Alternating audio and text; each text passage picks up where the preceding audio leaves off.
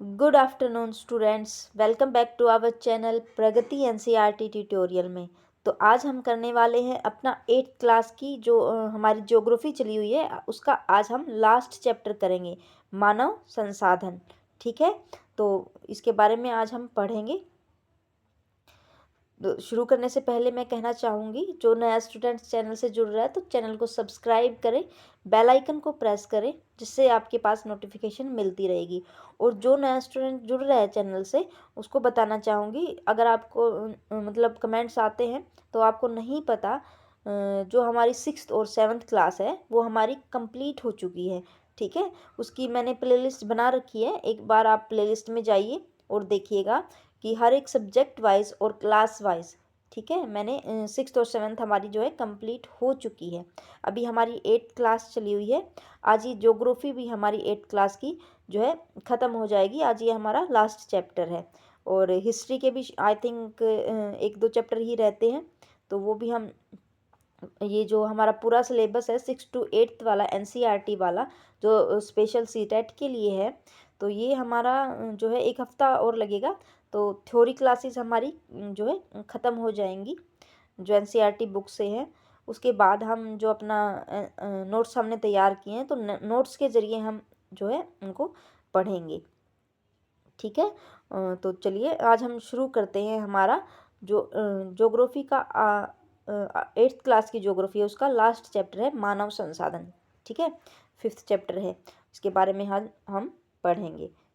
चलिए, और अगर आपको वीडियो अच्छी लगी तो वीडियो को लाइक करें, चैनल को सब्सक्राइब करें और अपने दोस्तों के साथ शेयर ज़रूर करें। चलिए, जो भी मतलब जो अपना ये तैयारी कर रही है एग्ज़ाम के लिए कर रहे हैं, उनको जो आप ये चीज़ें शेयर कर सकते हैं। देखिए, लोग एक ही राष्ट्र से सबसे बड़े संसाधन होते हैं।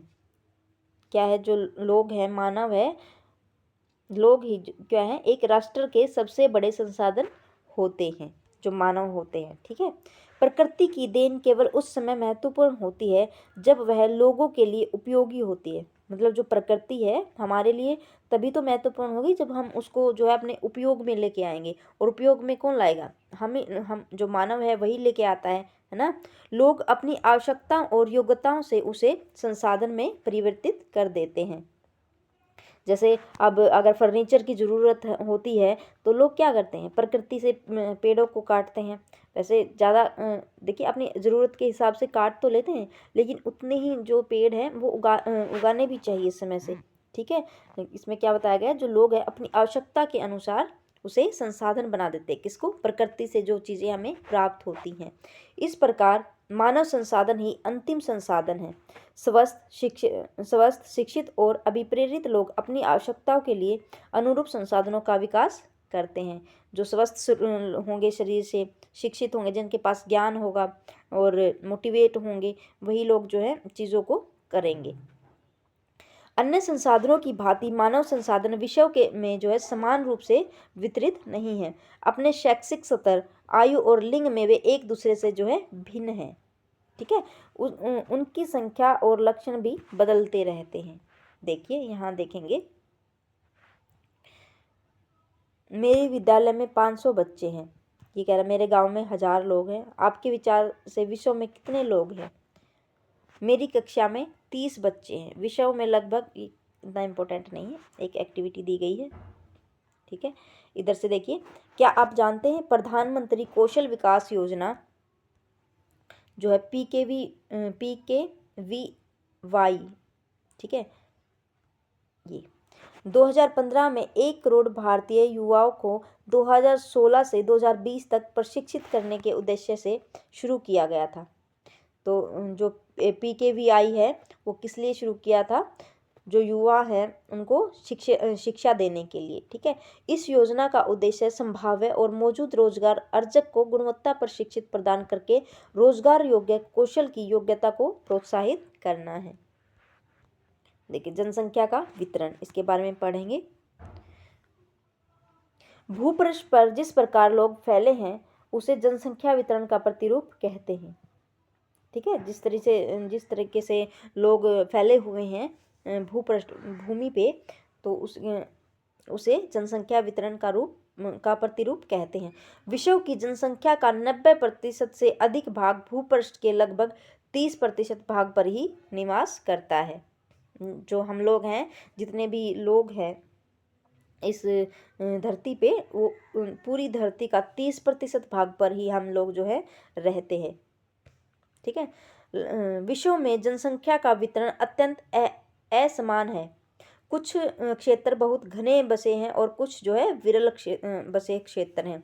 जहाँ पे मैदान क्षेत्र हो गया वहाँ पे ज़्यादा जनसंख्या होगी, और जैसे पहाड़ी या कोई ऐसा इलाका हो गया वहाँ पे बहुत ही कम जो है जनसंख्या होगी। दक्षिण और दक्षिणी पूर्वी एशिया, यूरोप और उत्तर पूर्वी उत्तर अमेरिका घने बसे क्षेत्र हैं। ठीक है। तो घने बसे क्षेत्र कौन से हो गए? दक्षिण पूर्वी एशिया, ठीक है, जो एशिया का दक्षिण पूर्वी वाला हिस्सा है। यूरोप और उत्तर पूर्वी उत्तर अमेरिका जो है, ये क्या है, यहाँ पे बहुत सारे लोग रहते हैं। उच्च अक्षांशीय क्षेत्र, उच्च अक्षांशीय क्षेत्र जहाँ पे ऊंचे जगहों पे लोग रहते हैं। उष्णकटिबंधीय मरुस्थल, उच्च पर्वतों और विषुवतीय वनों में क्षेत्रों में बहुत कम लोग रहते हैं। जैसे पहाड़ों में, जंगलों में, वहाँ पे जो है बहुत कम लोग रहते हैं। ये देखिए, विषुवत वृत्त के दक्षिण की अपेक्षा विषुवत वृत्त के उत्तर में अधिक लोग रहते हैं।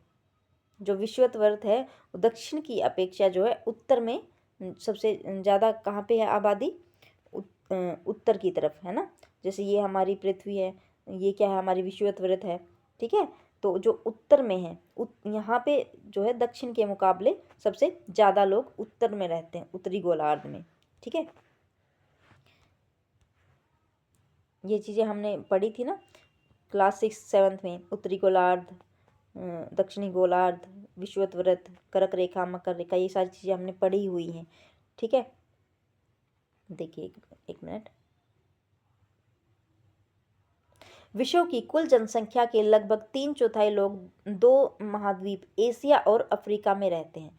जो मतलब पूरा दुनिया है उसके 3/4 लोग कहाँ रहते हैं? एशिया में और जो है अफ्रीका में रहते हैं। विश्व के 60% लोग केवल 10 देशों में रहते हैं। जो 60% लोग हैं वो कहाँ रहते हैं? केवल 10 देशों में रहते हैं। इन सभी देशों में 10 करोड़ से अधिक लोग रहते हैं। कितने? 10 करोड़ से अधिक जो है लोग यहाँ पे रहते हैं। देखिए ये चित्र दिखाया गया है, यहाँ से देखते हैं जनसंख्या का घनत्व। क्या आप जानते हैं भारत की जनसंख्या का औसत घनत्व क्या है? 382 व्यक्ति प्रति वर्ग किलोमीटर। मतलब 1 वर्ग किलोमीटर में कितने लोग रहते हैं? 382। ठीक है, 382।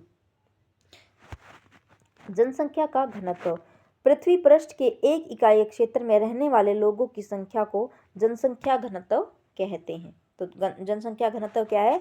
जो पृथ्वी पृष्ठ के एक इकाई क्षेत्र में रहने वाले लोगों की जनसंख्या को जो है जनसंख्या का घनत्व कहते हैं।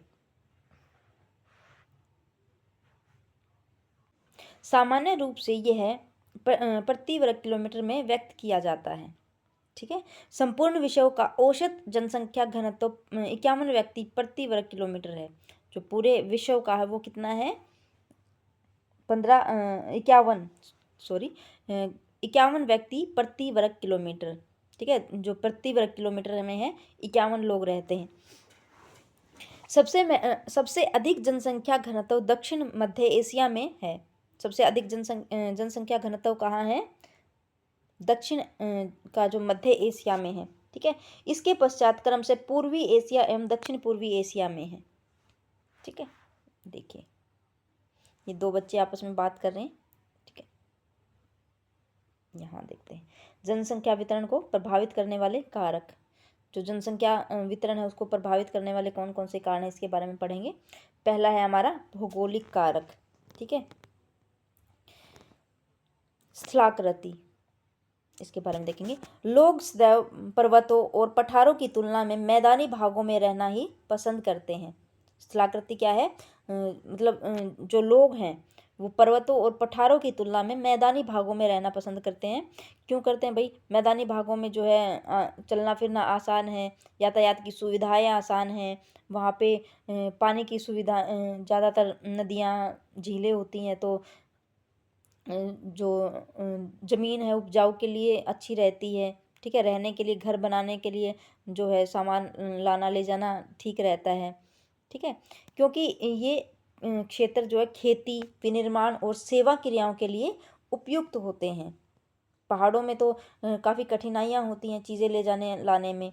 ठीक है, और जो मैदानी क्षेत्र होते हैं उसमें हम बहुत सारी सुविधाएं भी हैं इधर तो।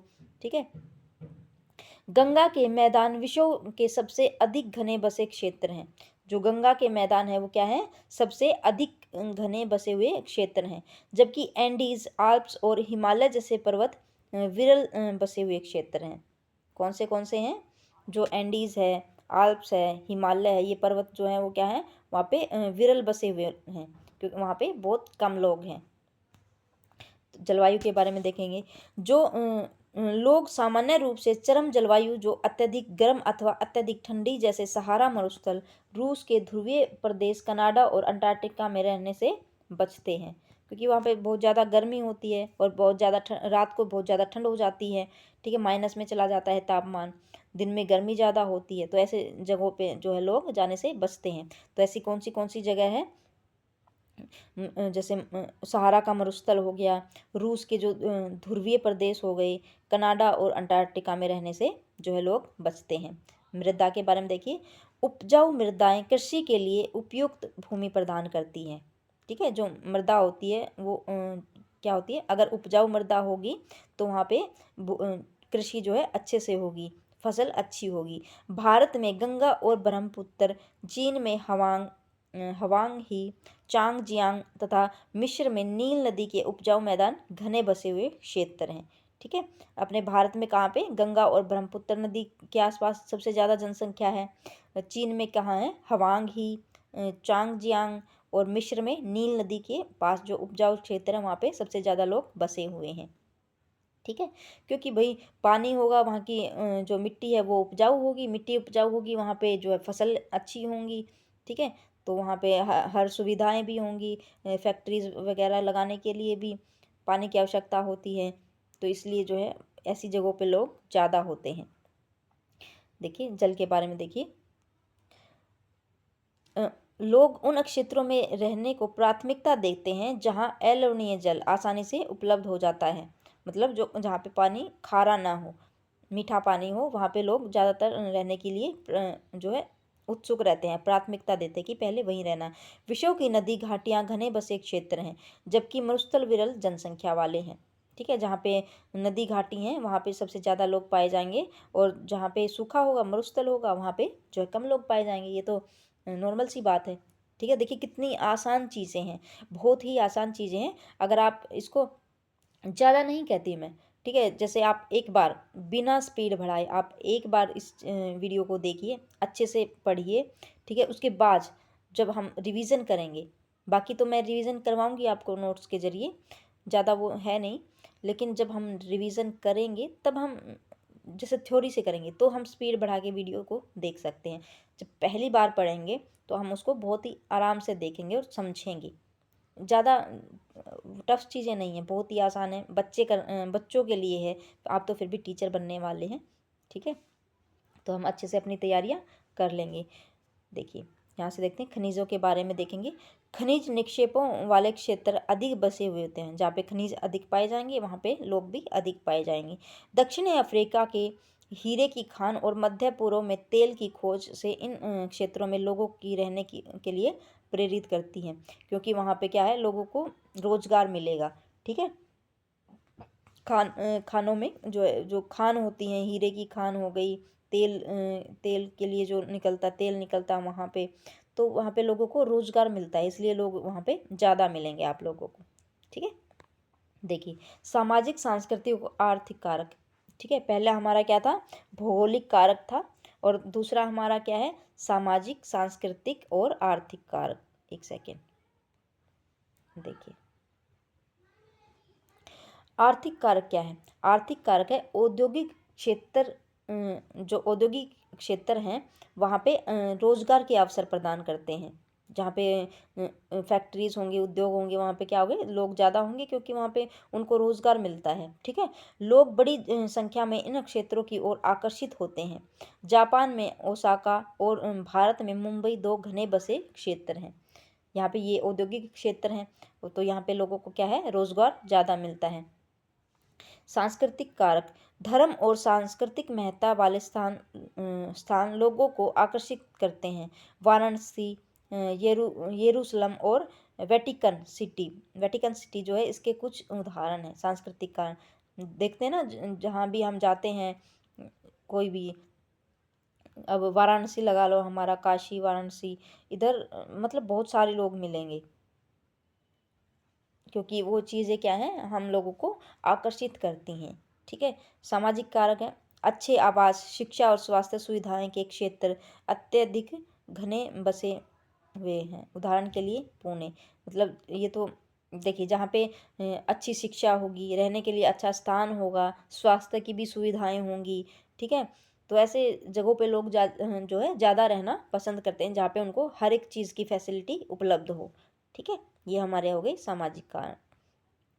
तो दो कारक हमारे हो गए, एक जो है भौगोलिक कारक और सामाजिक, सांस्कृतिक और आर्थिक कारक।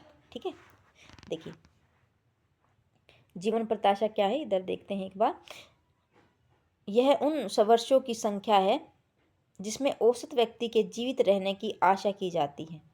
ठीक है, मतलब जिस टाइम पे कितने व्यक्ति जो है जीवित रहते हैं, उसकी जो आशा की जाती है उसको जीवन प्रत्याशा कहते हैं। देखिए जनसंख्या परिवर्तन, जनसंख्या परिवर्तन से तात्पर्य एक निश्चित अवधि के दौरान लोगों की संख्या में परिवर्तन से है। जो जनसंख्या परिवर्तन से क्या तात्पर्य है, एक निश्चित अवधि के दौरान लोगों की संख्या में परिवर्तन से है। विश्व की जनसंख्या स्थिर नहीं है, यह कई गुना बढ़ गई है, जैसा चित्र हमने इसमें ये दिखाया गया है इधर। क्यों ऐसा, वास्तव में जन्म और मृत्यु की संख्या में परिवर्तन होने के कारण हुआ है। मानव इतिहास की लंबी अवधि में सन 1800 तक विश्व की जनसंख्या धीरे धीरे जो है बढ़ी है। बड़ी संख्या में बच्चे जन्म लेते थे, लेकिन शीघ्र ही उनकी मृत्यु भी हो जाती थी। ऐसा इसलिए था क्योंकि वहाँ उचित स्वास्थ्य सुविधाएं नहीं थी, सभी लोगों के लिए पर्याप्त भोजन उपलब्ध नहीं था। किसान सभी लोगों की भोजन की आवश्यकता को पूरा करने के लिए पर्याप्त उत्पादन करने में सक्षम नहीं थे। इसके परिणाम स्वरूप जनसंख्या में वृद्धि बहुत कम थी। ठीक है, देखिए सन 1804 में विश्व की जनसंख्या 1 अरब हो गई थी। तो 1804 में जनसंख्या कितनी हुई, 1 अरब। 150 वर्षों के बाद 1959 में विश्व की जनसंख्या 3 अरब पहुंच गई।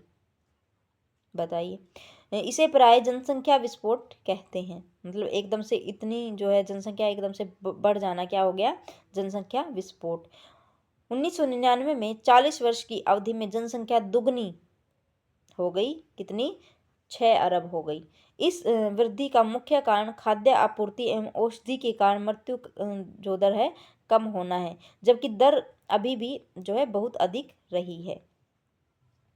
इसको तो हम 2-3 बार देखेंगे तो तब जाके ये चीज़ें समझ में आएंगी। जन्मों को साधारणतः जन्म दर से आंका जाता है। तो जन्मों को कैसे आंका जाता है, जन्म दर के से आंका जाता है। जन्म दर क्या है, जन्म दर अर्थात प्रति 1000 व्यक्ति पर जीवित जन्मों की संख्या से नापा जाता है कि 1000 व्यक्ति पे कितने जो लोग हैं वो जिंदा हैं। मृत्यु दर का प्रति 1000 व्यक्ति पर मृतकों की संख्या में मापा जाता है। किसी क्षेत्र में लोगों के आने जाने का जो प्रवास कहते हैं। तो प्रवास किसे कहते हैं, किसी भी क्षेत्र में लोगों का आना जाना क्या है, प्रवास कहलाता है। जन्म और मृत्यु जनसंख्या परिवर्तन के प्राकृतिक कारण है। एक देश के जन्म दर और मृत्यु दर के बीच के अंतर का प्राकृतिक वृद्धि उसको दर कहते हैं। मतलब एक देश के जन्म दर और मृत्यु दर के बीच के अंतर को क्या कहेंगे, प्राकृतिक वृद्धि दर। विश्व में जनसंख्या के बढ़ने का मुख्य कारण प्राकृतिक वृद्धि दर की तीव्रता से बढ़ना है। तो आप्रवास क्या है, जब व्यक्ति एक नए देश में चला जाता है, क्या है, आप्रवास। और उत्प्रवास क्या है? जब व्यक्ति एक देश को छोड़ता है। मतलब अब हम यहाँ से कहीं भी कोई दूसरे देश चले जाएंगे, ठीक है, तो उसको यहाँ से जैसे हम अमेरिका चले जाते हैं तो उसको क्या कहेंगे? आप्रवास। हम एक देश से दूसरे देश चले जाते हैं, ठीक है। और जैसे हम अमेरिका से अपना सीधा इधर ही आ जाते हैं, यहीं पे रहने लगेंगे, या फिर यहाँ से वहाँ किसी देश में इस देश को छोड़ के दूसरे देश में रहने लग जाते हैं, तो वो क्या हो गया? उत्प्रवास, ठीक है। देखिए, प्रवास एक अन्य कारण प्रवास जो है एक अन्य कारण है जिससे जनसंख्या के आकार में परिवर्तन होता है। लोग एक देश में अथवा देशों के बीच एक स्थान से दूसरे स्थान पर जा सकते हैं। उत्प्रवासी वे लोग होते हैं जो देश को छोड़ते हैं। आप्रवासी वे लोग होते हैं जो देश में आते हैं, ठीक है।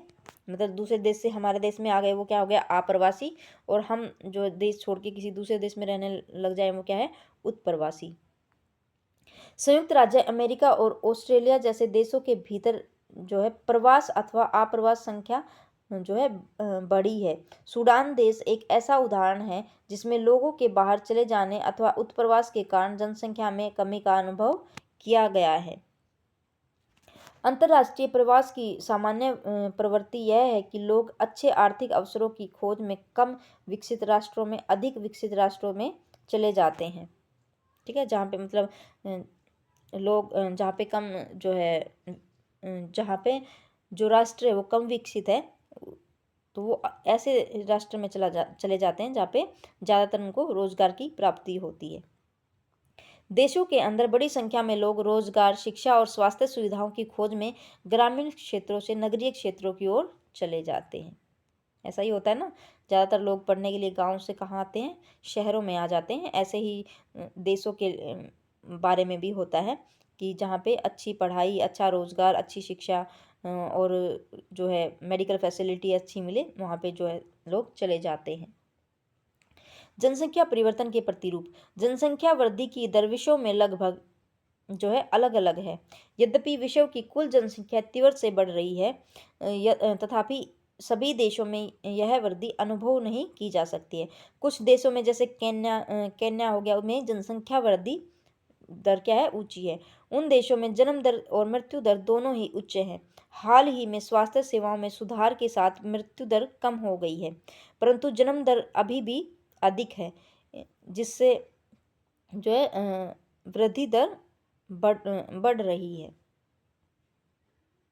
अन्य देशों में जैसे यूनाइटेड किंगडम में निम्न दर और मृत्यु दर के कारण जनसंख्या वृद्धि की जो है दर क्या है? मंद है। यहाँ देखिए, जनसंख्या संगठन, इसके बारे में पढ़ेंगे। किसी देश की जनसंख्या कितनी भी अधिक हो, उसका उस देश का आर्थिक विकास के स्तर में कुछ अंतर नहीं पड़ता।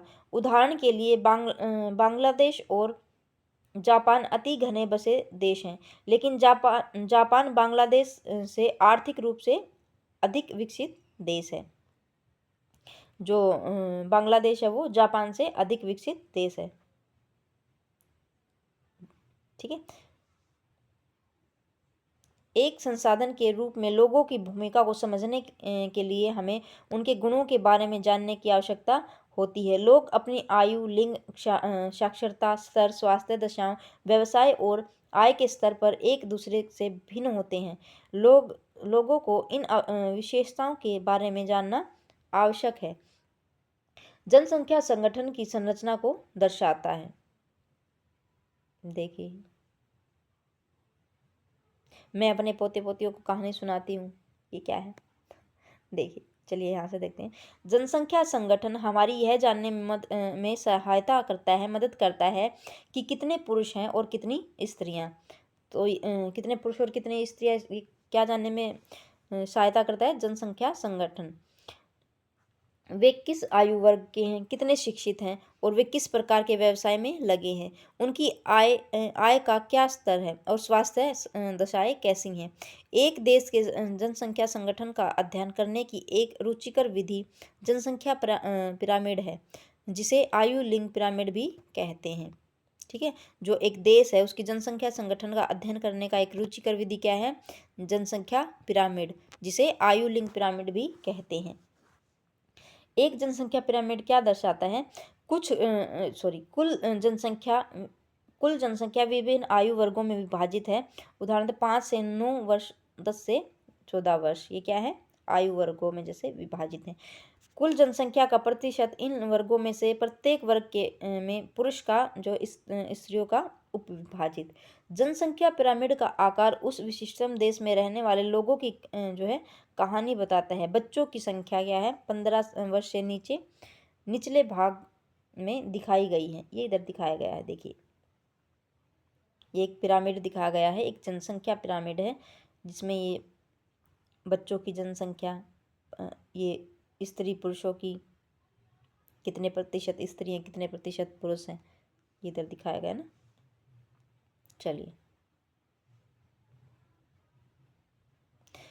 ऊपर का आकार वृद्ध लोगों, एक सेकेंड, ऊपर का आकार जो है वृद्ध लोगों जो 65 से ऊपर हैं की संख्या को दर्शाता है और मृतकों की संख्या को दर्शाता है। देखिए इधर जी ऊपर वाला आकार है, ठीक है, ये वाला, यहाँ से ये वाला आकार,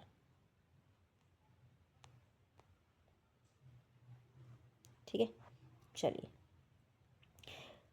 जनसंख्या पिरामिड एक देश में आश्रित लोगों की संख्या भी बताता है कि एक देश में कितने लोग हैं। युवा आश्रित लोग जो मतलब वो लोग जो 15 वर्ष से कम आयु के हैं, और वृद्ध आश्रित लोग जो 65 से अधिक आयु के हैं, आश्रित आयु जनसंख्या के अंतर्गत आते हैं।